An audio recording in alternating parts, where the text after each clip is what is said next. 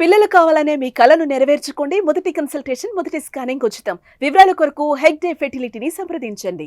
సంధ్య theatre తొక్కిసలాట సంఘటనలో ఒక ప్రాణం పోవడమే కాకుండా ఇంకొక ప్రాణం చావు బతుకుల మధ్యన ఉన్న పరిస్థితుల్లో బీఆర్ఎస్ పార్టీ స్టాండ్ క్లియర్గా చెప్పండి.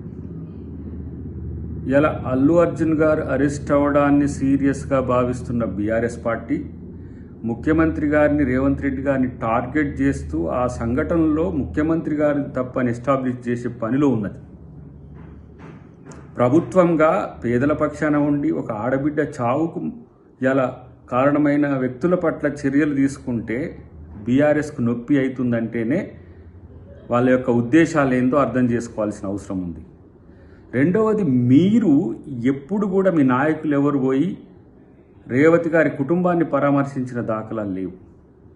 ఒకవైపు ప్రభుత్వ పెద్దలందరూ కూడా పరామర్శ చేసుకుంటూ ఆ కుటుంబానికి మేము ఆదుకుంటామని చెప్పి భరోసా ఇస్తుంటే మీరు సన్నాయి నొక్కులు దొప్పుతూ ఆ సంఘటన, ఆ తొక్కిసలాట జరగాల్సింది కాకుండా కానీ అల్లు అర్జున్ గారిని అరెస్ట్ చేయడం తప్పైపోయిందని చెప్పి ఇంతలా బాధపడుతున్న తీరుకు ఏ సంకేతం ఇస్తున్నారు? మీరు ఎటువైపు? చనిపోయిన తల్లి కుటుంబం వైపా లేకపోతే అల్లు అర్జున్ వైపా అనేది తేల్చుకోండి. డెఫినెట్గా అక్కడ జరిగిన సంఘటన జరగరానిదని అందరికీ ఉన్నది. అల్లు అరెస్ట్ కావాలని కూడా ఎవరు కోరుకోలేదు. కానీ జరిగిన సంఘటన పట్ల వాళ్ళు ప్రవర్తిస్తున్న తీరు ఆశ్చర్యకరంగా ఉంది, అనుమానాస్పదంగా ఉంది. దాంట్లో రాజకీయ కోణమే కనబడుతున్నది. నిన్న అసెంబ్లీ తర్వాత అల్లు అర్జున్ మాట్లాడిన తీరు కూడా ప్రభుత్వాన్ని కౌంటర్ చేస్తున్నట్టుగా అనిపించడం వెనుక కారణం ఏంటంటే దాని వెనుక ఉన్న ప్రోత్సహించే పార్టీలు, నాయకులు. నేనంటున్నా, అల్లు అర్జున్ మానవీయ కోణం నుంచి పోయి ఆ బాధిత కుటుంబాన్ని పరామర్శిస్తే తన క్యారెక్టర్ అసాసినేషన్ అయ్యేది కాదు. ఎవరో చెప్పిండ్రు, దానికి లీగల్ ఎంటిటీ ఉంటుంది. మానవత్వానికి లీగల్ ఎంటిటీని ఇంకో కోణం ఉండదు. మన వల్ల నష్టపోయిన కుటుంబాన్ని పరామర్శించేది పక్కన పెట్టి ఇంకా తన క్యారెక్టర్ను తానే అసాసినేట్ చేసుకోవడానికి ప్రయత్నం చేస్తున్నట్టుగా కనబడుతుంది మిత్రుడు.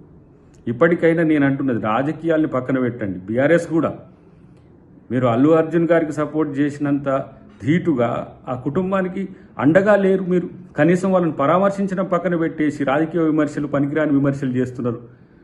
కాబట్టి ఈరోజు తెలంగాణ పరిశ్రమ ఎక్కడైతే సినీ పరిశ్రమ ఉందో దాన్ని లక్ష్యంగా చేసుకొని కొంతమంది చేస్తున్న కుట్రలకు మీరు బలిపశువులు కావద్దు.